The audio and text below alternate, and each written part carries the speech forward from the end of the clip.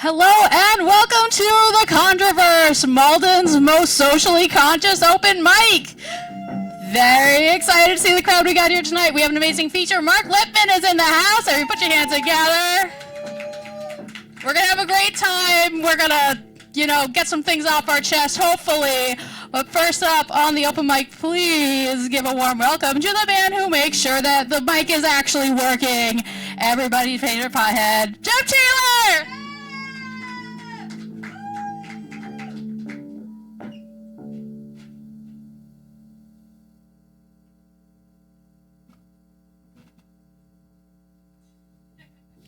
So I had a poem of somebody else's I was going to read, but since I'm everybody's favorite pothead, maybe I should read a pot poem. I don't know. What do you think? All right. Oh, yeah. Look at that.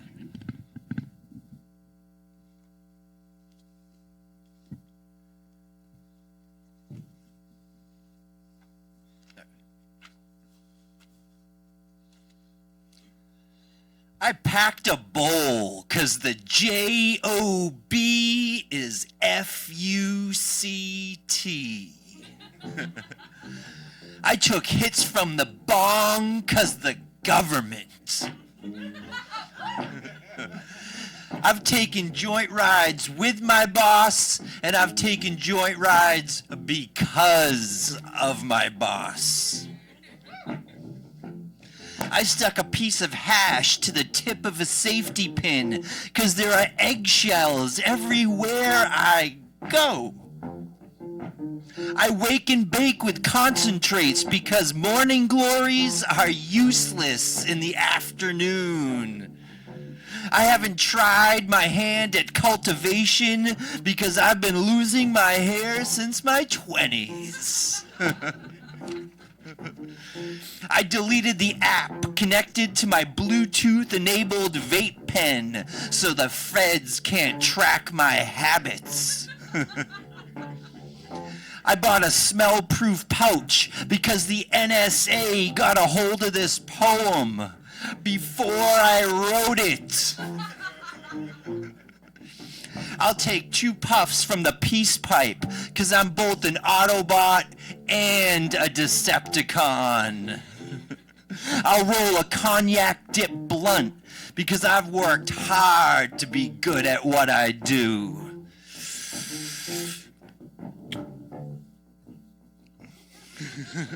I'll pass the duchy to the left-hand side because I've been hopping fences for too long to not already have hit the grass. I'll keep killing brain cells because one of these days I'm gonna catch the one I've been hunting.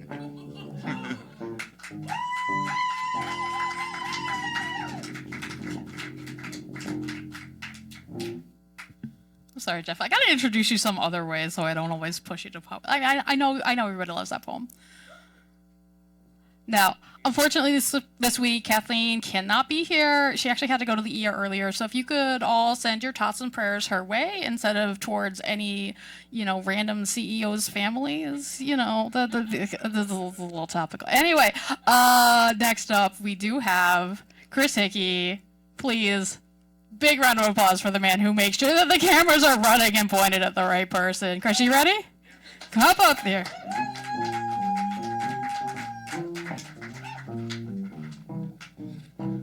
Hi, everybody.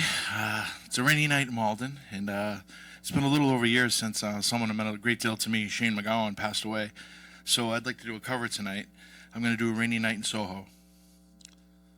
I've been loving you a long time. Down all the years, down all the days. and have cried for all your troubles, smiled at your funny little way. We watched our friends grow up together, and we saw them as they fell. Some of them fell into heaven, and some of them fell into hell. I took shelter from a shower, and I stepped into your arms. On a rainy night in Soho, the wind was whistling all its charms. I sang you all my sorrows, and you told me all your joy. Whatever happened to that old song, to all those little girls and boys? Now the song is nearly over. We may never find out what it means, but there's a light I hold before me, and you're the measure of my dreams. The measure of my dreams.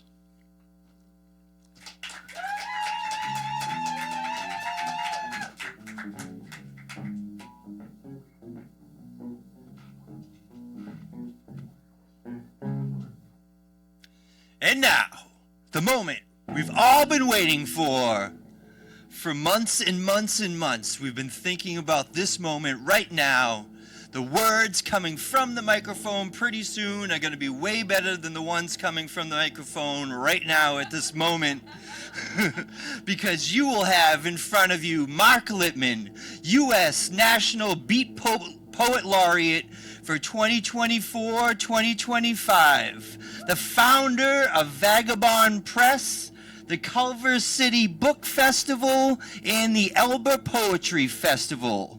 Winner of the 2015 Joe Hill Labor Poetry Award, the 2016 International Latino Book Award, and the 2023 L'Alloro di Dante, Dante's Laurel. A writer, poet, multimedia artist, activist, and author of 15 books. Please welcome to the stage, Mark Lipman.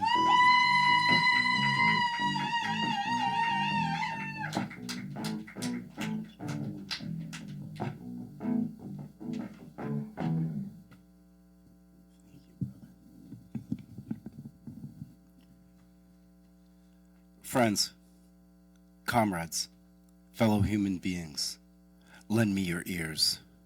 We have come here today to bury fascism, not to praise it, not to negotiate with it, not to give it a chance, but to put it in its rightful grave. The evil that men do lives after them. Though memories be short in the computer age, we still remember that we have been down this road before and pledge to ourselves never again. We did not come here to fear the future, but to confront it head on and shape it with our own hands in the names of democracy and justice, not just for the wealthy. For the deeds of men live on, and we remember the generations of lies and betrayals, the wars for profits to line the pockets of the greedy few, while Wall Street thugs wreck the economy to the sound of applause from both sides of the aisle, making back from deals to handshakes and smiles, all the while leaving we, the people, hanging out to dry. So we have come here to remind you precisely what the words of, by, and for really mean. And just in case you're unable to read between these lines, allow me to define what we have come here to say. Enough!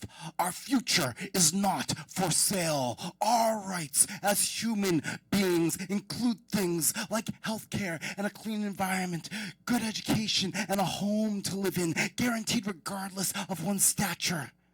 Just like any other responsible country on this planet, simply for the fact of being a human being.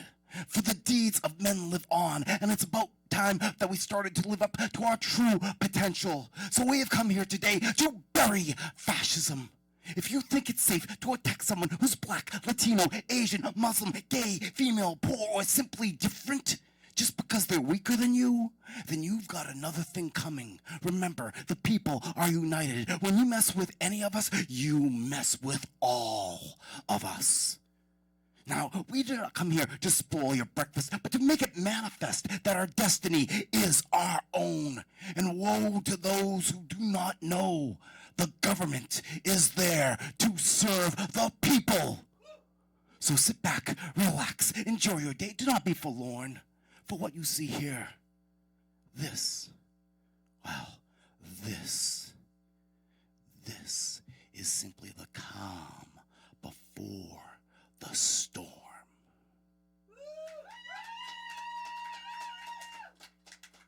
Hey, thank you. I like to shake it up before I thank it up, but I didn't want to forget to thank Jeff for inviting me here, and thank all of you for turning out on this rainy night here. This is fantastic, and my first time being here, so very happy to be in Malden tonight. I'm going to give you a couple other poems that are very relevant to these times, and then I'm going to give you some new stuff too, okay? So, in times of war and homelessness, truth is always the first victim. As the casualties pile up in our collective consciousness, memory has the lifespan of goldfish, spun around half lies and whole falsehoods. The politician is never too far away to pat himself on the back, taking credit for what he has never done, or at best was forced to do, selling cheap words and platitudes to the suffering masses who must make do with unkept promises and a shrinking waistline as stretching bread lines lick an empty shelf. Compassion dies behind tall walls that separate the eyes from the hearts as those with more shorten the table to stuff their faces with the blood of the poor. For hunger is a crime in times of war and homelessness, and the refugee must take the blame for the shock and awe, for only the guilty would place their children beneath our bombs bursting in air and the rocket's red glare that is there to entertain us, to distract us from our own humanity, for having the audacity to wash up upon our shores like some dead fish with the tides. For in times of war and homelessness, with God on our side and the proper application of collective punishment, we may be blessed to forget that they ever existed at all. Hey, thank you. I'm reading poetry tonight from my new book, The Storm. I have copies here if you're interested, but this is one that you've never heard before. I know you've never heard this before because I haven't read it to you yet. And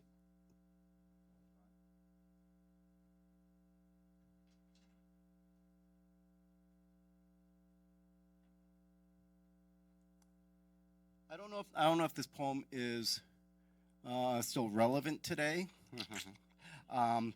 but I wrote it 21 years ago.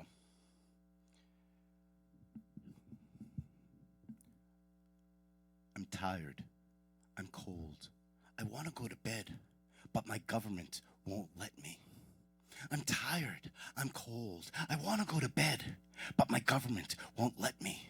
The trains are on strike and the cabs look at me funny. I can't get a ride even though I have the money. I'm tired. I'm cold. I want to go to bed, but my government won't let me. I heard a lot tonight and I've seen even more. I want to write it down, but my government won't let me. I'm out of my district and dressed rather strangely. No one here likes me because my hair is kind of mangy. There are police on the corners and men lurking in doorways. No matter where I turn, there's an obstacle before me. I'm tired. I'm cold. I want to go to bed, but my government won't let me. I want to go home and empty out my head. I want to lie down on a warm, safe bed, but my government won't let me. By speaking my mind, they hate who I am. They prefer me to be blind than a liberated man. They threaten my life and scare me to death till I cower in the corner holding my breath. They get in my head and mess with my brain. They want to convince me that I am insane. I'm tired. I'm cold. I want to go to bed, but my government won't let me. They tell me to trust no one and I will be safe, just like a prisoner behind the walls of a cage. Hatred and fear, they consume everyone, but if we can't love each other, then we have no one. I'm shivering now as I write these last words, still looking for a cab and feeling absurd. But if I don't say it, then that leaves no one. The moment you are silent, your government has won. I'm tired. I'm cold. I want to go to bed, but my government won't let me. I'm tired. I'm cold. I want to go to bed, but my government won't let me. I'm tired. I'm cold. I want to go to bed, but my government won't let me. I'm tired. I'm cold. I want to go to bed, but my government won't let me.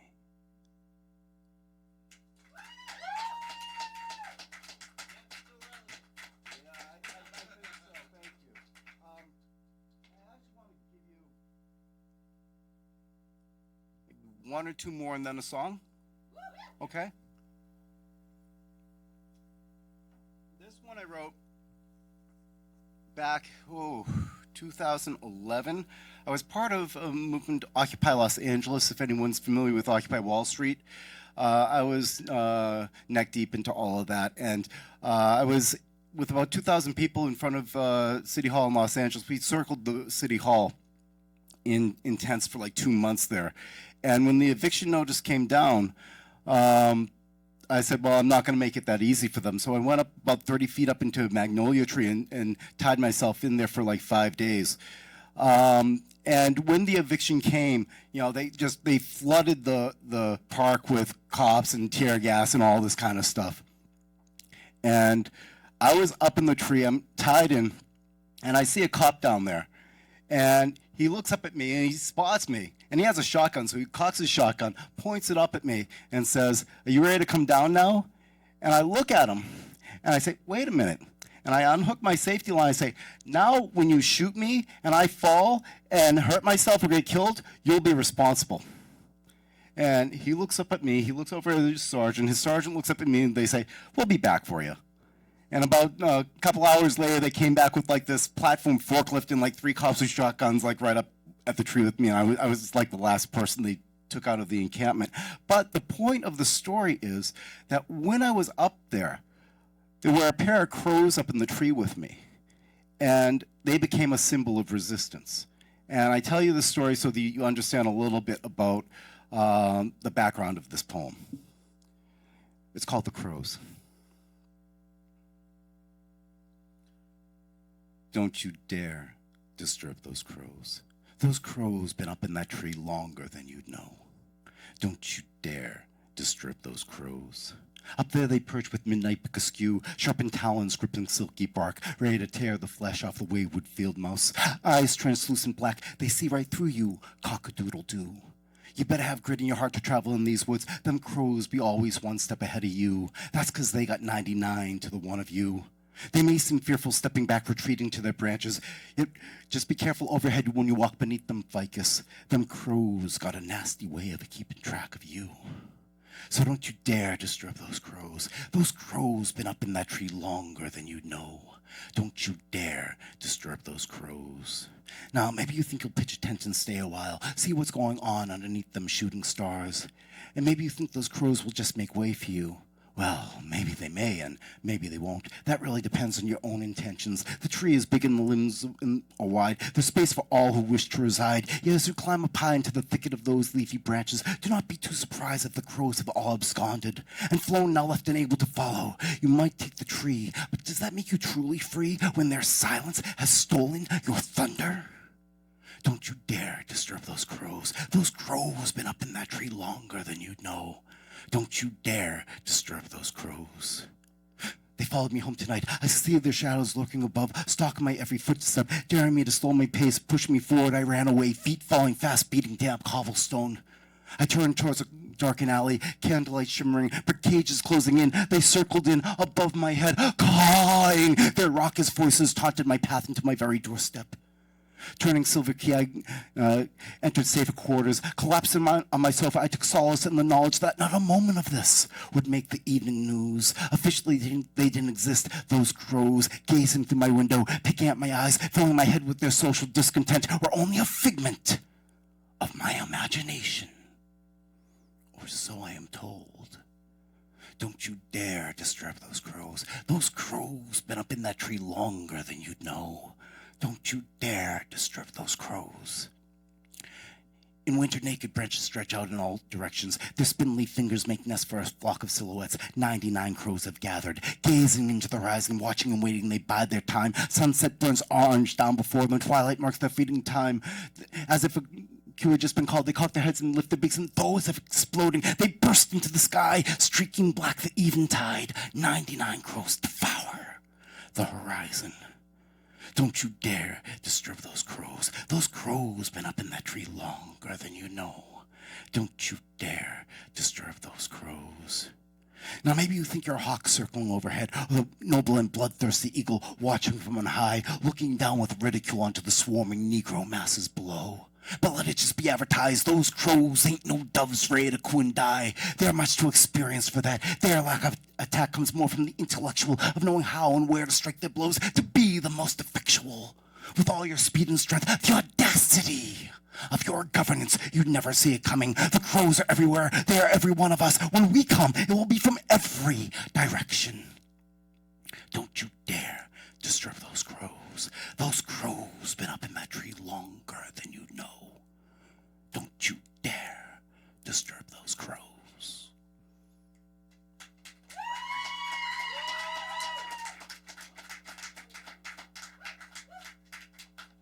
Okay, since this is very relevant to the news, this is going on to Luigi. And if any lesson can be learned from the last few days after New York, and this guy we don't, well, yeah, there's a lesson to be learned in this. No. Boycott Starbucks and McDonald's. They're snitches. Right? Huh? Okay. But this one goes out to Luigi. It's called The Adjuster. It's just business. It always has been. Nothing personal. No malice to it. It's just my job. Someone has to do it. If not me, it'd be someone else. Remember the dividends. Someone's got to pay. Someone has to be denied. One side uses algorithms, but I'm old school analog. We both deny service. It's part of the programming. While one is healthcare, the other are CEOs. So when you deny patients, bang! I deny a CEO. It's just how we balance the sheet in the Adjustment Bureau. We're at war, haven't you noticed? People are dying every day. There are too many hospitals to bomb, to save everybody, too many children to feed, and that cut into our salaries. We don't want to turn off your anesthesia, but how else are we going to make money? There's a fine line between rich and poor, and you better know on what side of that line you're standing. We've all got something to defend. For some, it's policy and privilege, while for others, it's their dying mothers. So when you defend the corporations, I take action for the working class. We've only got ourselves to save us, so the adjuster does what he has to. There just comes a point when they cross the line, when their lies are so obvious that you cannot remain blind, when they've cheated and taken all that you've got, when you finally stand up and bang, take the shot. It's not what we asked for, it's not what we wanted, but what's the point of a petition when the government's corrupted? Yes, we all want the violence to end, yet it's the only language billionaires speak. So while they're all off killing the meek, bang, the adjuster deposes them.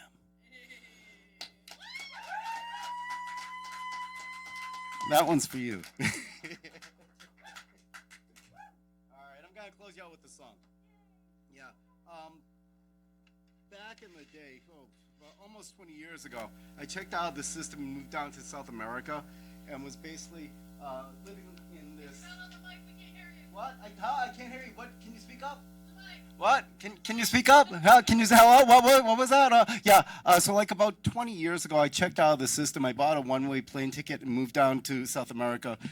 Squatted a house on the river in an Amazon village, like right on the edge of the rainforest. Basically lived off my guitar, bathed in the river, cooked on a campfire, just said, fuck capitalism. I don't know if I can say that on the air. But I desensitized myself to money, and then I came back to the States and, came in with a whole different perspective and been organizing activist poet ever since. So, oh, hold on. I need my capo. Check that up. Haha, bingo. Come prepared. That's it, kids. Come prepared. Just keep doing the work and come prepared. Okay? All right. And don't be afraid of the mic. It's your only friend. So this is one of the songs I wrote while I was living down there. And I think, again, this is still relevant.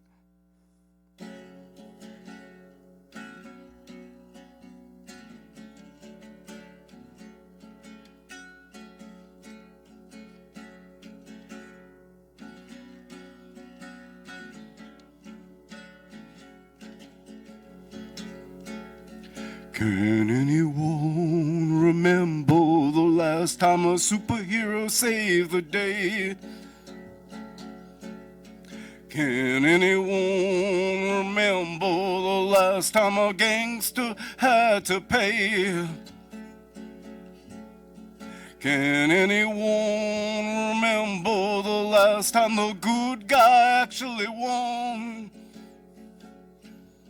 Can anyone remember the last time the world was free from guns?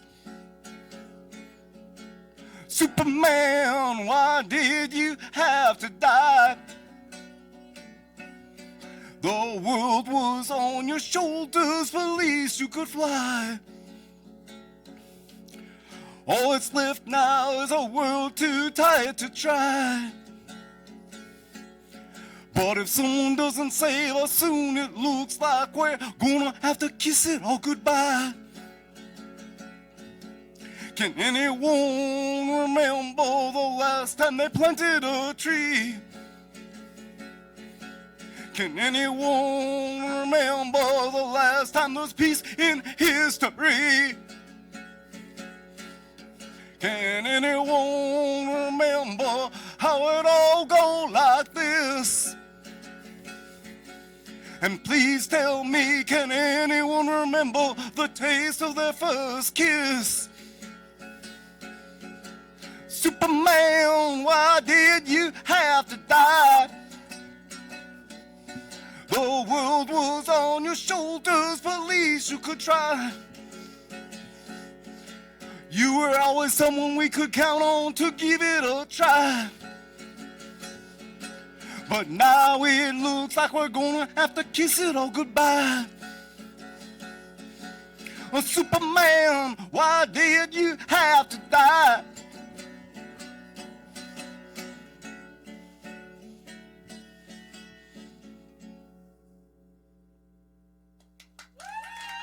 Thank you, you've been great. Thanks again, Jeff, and everyone here at the open mic. Thank you again.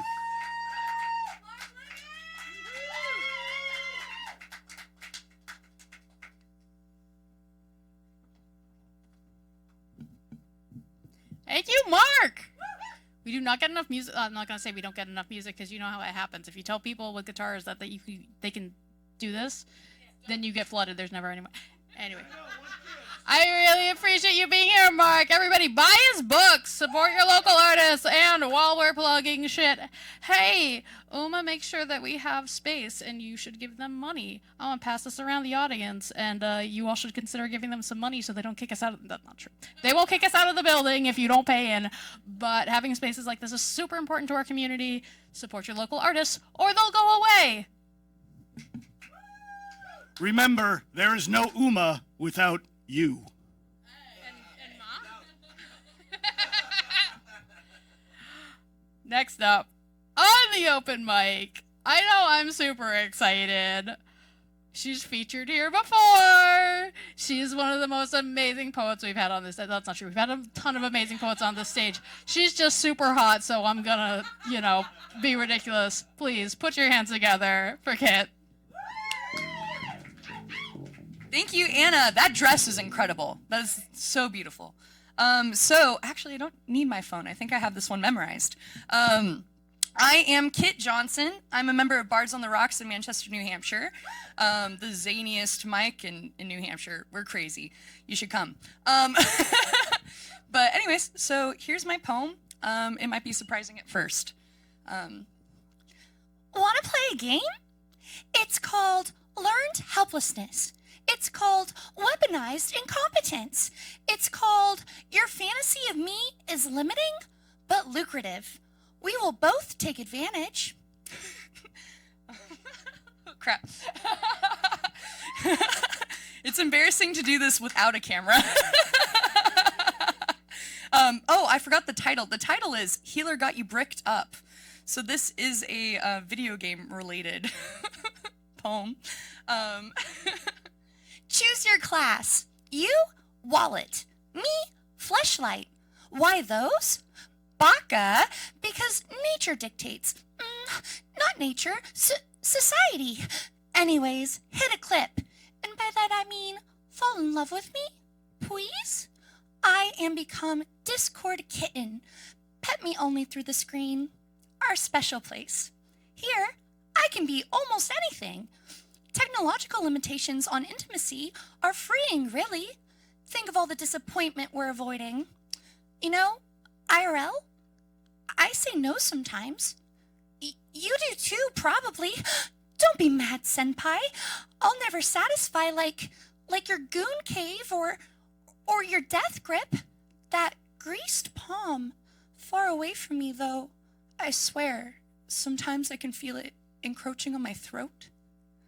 Like when I refused to share my work schedule, or share my body count, or share my name. Sharing is caring. You're so right, PogChamp. I'm such a silly Momo. In a way, I'm actually really grateful you're teaching me that my location data is attached to every selfie. Arigato, Oji-san. Ooh.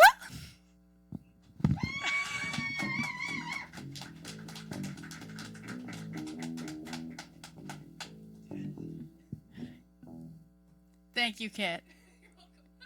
I think we're okay. I think the mic's gonna survive this. I think we'll be fine. Anyway, guess what? New to the open mic first time meeting. Mandy, come on up here. Show us what you got.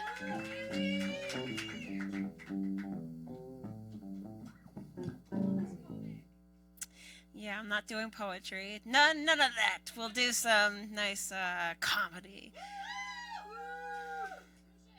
Woo! I know what you think when you see me. My shower drain must be gross.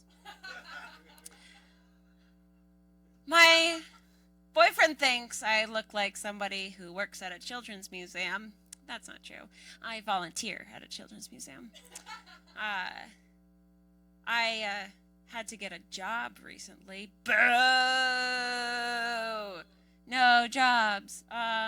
I took the only job that the interview I could pass. I became a substitute teacher. Here is the interview process. Can you pass a background check? Yes. You're hired. And the training to be a substitute teacher was 2 pieces of paper. The first piece of paper said, don't look up porn on our Wi-Fi. I'm going to need to make some rearrangements in my schedule, but I'll make it work. The other piece of paper said, don't fuck the students. I'm going to have to also make some rearrangements in my schedule. And that's a joke. This is being recorded, and I am actually a substitute teacher. I'm not interested in middle schoolers, okay?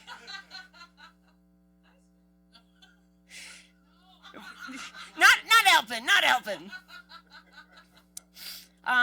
This isn't gonna translate to the camera, and that kind of works. But I do what? Oh, that camera. I forgot already the instructions. There wasn't a lot, but whatever. No, it's still not going to register, but it'll be for the audience here. The assassination last week. Yeah. I had some deep feelings about it. I couldn't really put it into words, so I found a song that sort of described how I felt, and I'd like to play it for you. Just through my phone. It's not hi-fi, but...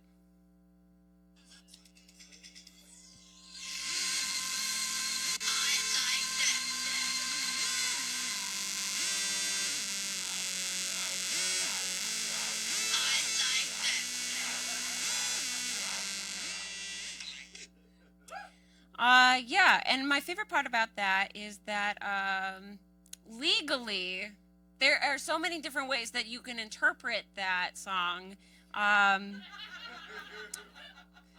they're all valid. You don't know.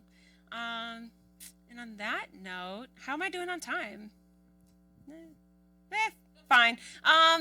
Here, why don't we do this? What is the most understated pie? Yeah.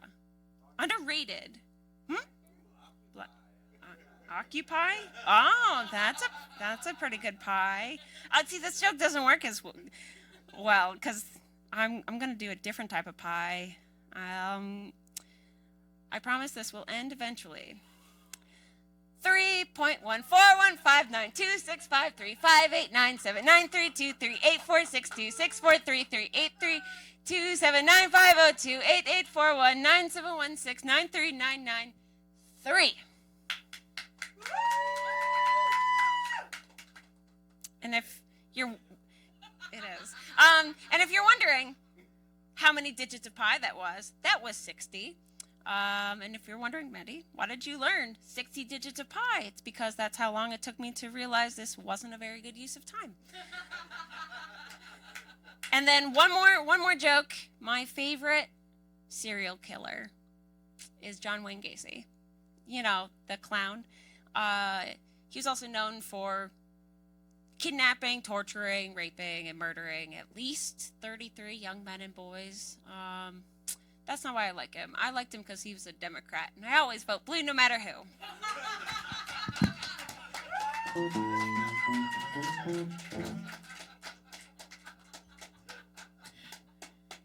Thank you, Mandy, for probably being our first strike on YouTube. Just in case, if there was a cut earlier, it was either because of the copyrighted music that was played on here or some jokes that we might have had to for legal reasons. Thank you for being here. Next up on the open mic, another newcomer. Everybody, please, warm welcome to Finn.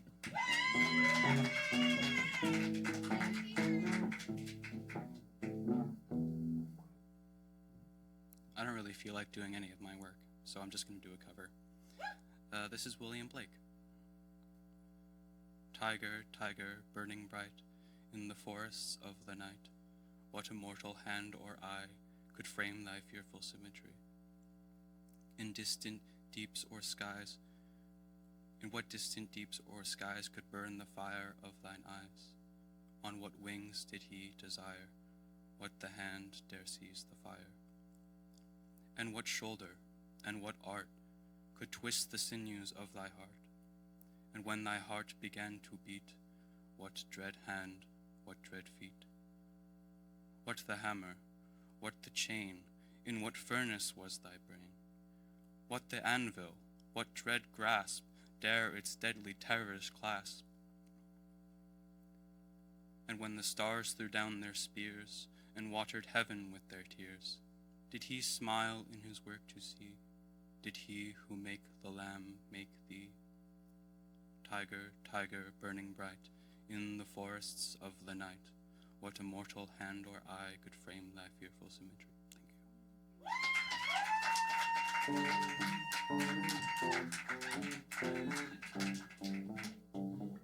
Thank you, Finn. We love a good cover here.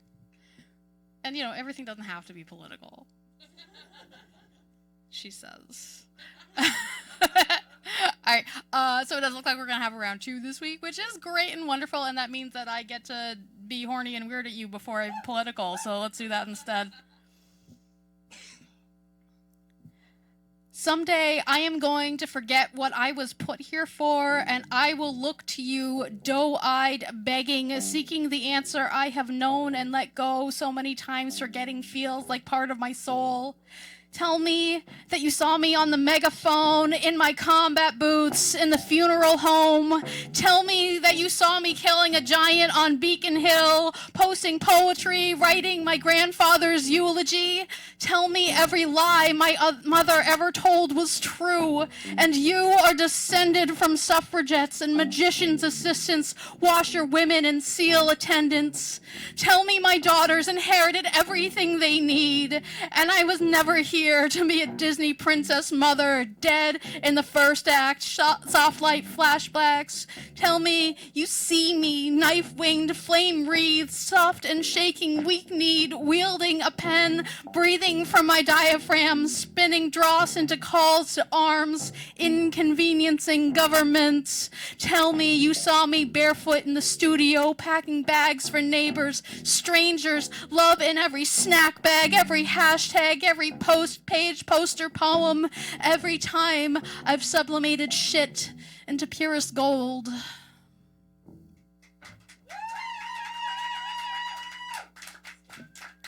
We've only been doing this almost a year. I should remember where that stool is.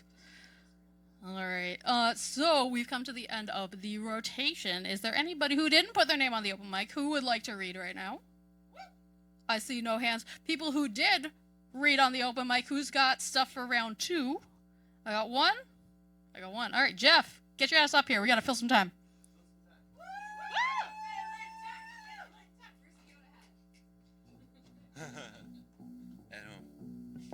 Unfortunately. Okay, I'm going to read a cover. This is a poem by Dave Berman from his book Actual Air. He is one of my favorite singers and poets. Check out his band, one of his bands, Purple Mountains. Their self-titled album is really good. This is called Governors Insomniacs.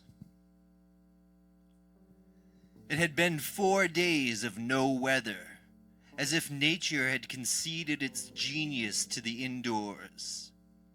They closed down the Bureau of Sad Endings, and my wife sat on the couch and read the paper out loud. The evening edition carried the magic death of a child backlit by a construction site sunrise on its front page. I kept my back to her and fingered the items on the mantle. Souvenirs only reminded you of buying them. The moon hung solid over the boarded-up hobby shop. PK was in the precinct house, using his one phone call to dedicate a song to Tammy, for she was the light by which he traveled into this and that. And out in the city, out in the wide readership, his younger brother was kicking an ice bucket in the woods behind the Marriott. His younger brother who was missing that part of the brain that allows you to make out with your pillow. Poor kid. It was the lightened things that made them last. Tammy called her caseworker from a closed gas station to relay ideas unaligned with the world we loved. The tall grass bent in the wind like tachometer needles, and he told her to hang in there, slowly repeating the number of the job info line. She hung up and glared at the Killbuck sweet shop, the words that had been running through her head. Employees must wash hands before returning to work. Kept repeating, and the sky looked dead. Hedges formed long limousine a Tampa sky could die behind. A sailor stood on the wharf with a clipper ship reflected on the skin of the bell pepper he held. He'd had mouthwash at the inn and could still feel the ice blue carbon pinwheels spinning in his mouth. There were no new ways to understand the world, only new days to set our understanding against. Through the lanes came virgins in tennis shoes, their hair shining like videotape, singing us into a kind of sleep we hadn't tried yet. Each page was a new chance to understand the last, and somehow the sea was always there to make you feel stupid. Thanks.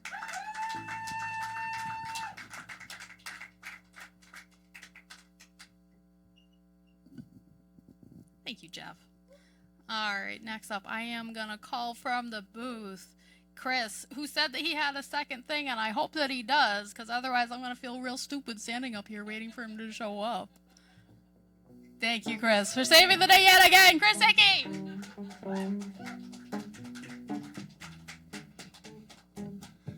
Thank you, Anna. This one's a little bit quick. It's called On the Wind. The wind is full of gossip as it rustles through remaining leaves It is an overground railroad where nature secrets are shared. If you're lucky enough to overhear what it is saying, it might say something like goodbye or until next time. But there are deeper secrets in the souls of trees, and they keep their secrets to themselves. The wind needs to concede that these things are beyond knowing. Sometimes mysteries are better.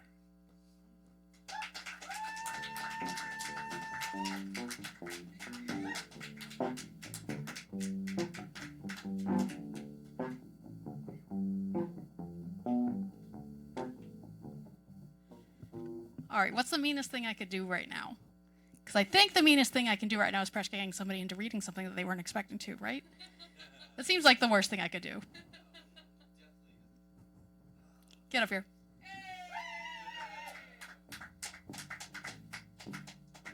I know you're blind. You're going to want your glasses. You think I have my glasses? Good luck. All right, we'll see what we can do.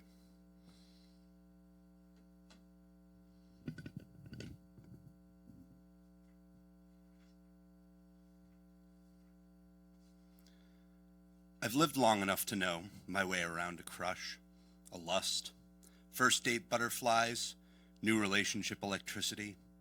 It's not like this is my first lightning strike.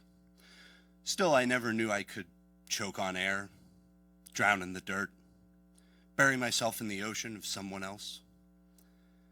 And now my lungs are full. All I can see through this tunnel is her eyes matching mine, of earth, sea, and sky. And I want to cradle her head, pile her with blankets, drunk from the feel of her skin. I know I'm in the worst kind of trouble. When she points to the sky, tells me Orion is her born foe, asks me how far in the deep end I'm willing to go. A man could drown in there, and I'm tangled up in her hair. Says this is the most herself that she's ever felt in a long time. Setting her mask down next to mine, smile full of daggers, losing track of which of my thoughts are hers. She holds a box cutter like she's expecting a mugger. Apologizes when I say I love her. No one ever writes her love poems good enough. She should have married a poet. She has too much sense to fall for a poet. Never date a poet.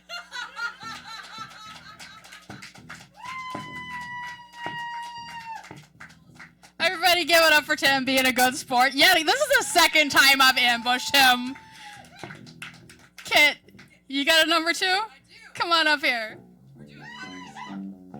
So we're doing covers. You guys know Jeremiah Walton from Bards on the Rocks?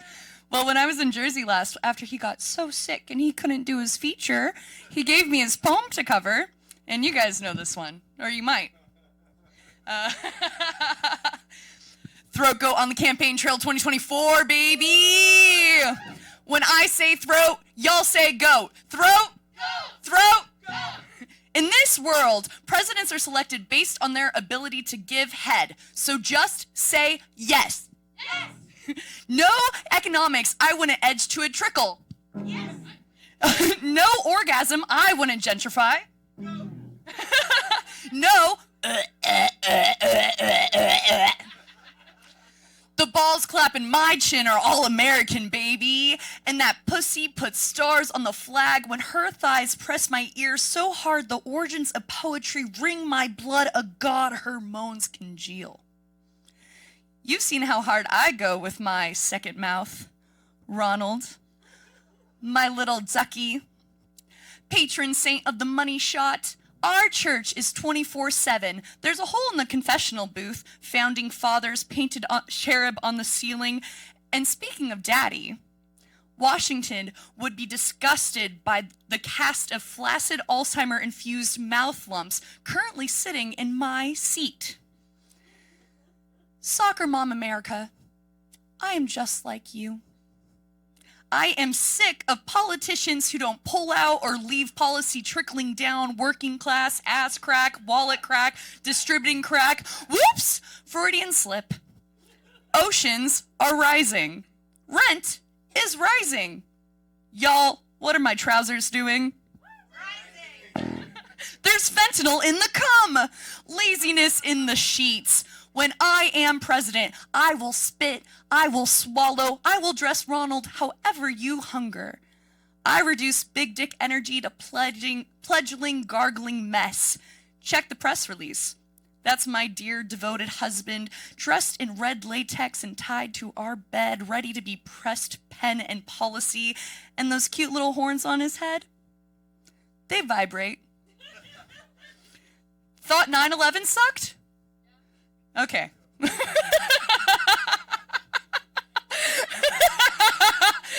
Well, you'll feel a rush of the fifth plane in your blood when I'm done with your ass.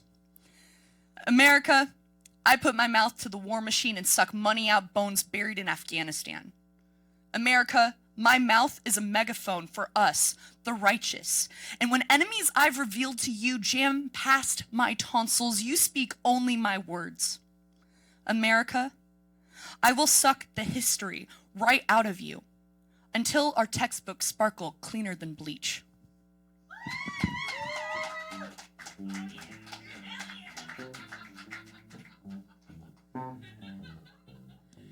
Okay, that was fantastic. Like, we've had Jeremiah do this one on the mic before, too, so, like, we get to do the A/B test. Speaking of which, for those of you who are not watching this on the YouTubes right now, very exciting news. We are finally caught up on our backlog, so everything is going on the internet. Very exciting, very happy to be able. No, we're not having an orgy. At least not on camera. We are in Massachusetts. There are laws here. This is not the live free and die state. All right, so we are coming up on closing time here, which means, would you like to hear something that I literally wrote while the feature was performing, because I only had it halfway done. The newest of new shit. Might be topical, I don't know. There is not a river of billionaire blood deep or wide enough for me to shed a tear on its bank. I want to thank the members of the bourgeoisie for making it so easy to recruit thirsty shitposters to the cause of radical redistribution. Privacy suddenly seems to mean something to the ones who've been stockpiling the metadata of the masses. Maybe this time we get off our asses. It's only class war if we fight back and everything is under attack. But maybe if we consciously take a minute to breathe, invest in our community, it doesn't have to be rope-a-dope again. Return of the Robber Barons, Final Solutions Part 2, Spare Me, Your Electric Boogaloo. Tell the boys if they want to take the involuntary out of celibacy, find a worthy cause and fight for it. Stop displacing onto people who have as little or less than you. It starts at the top. We all know what it takes for the bleeding to stop. I'm no accelerationist. I never asked to live in times like this. But watch me match the speed of traffic. No ticket.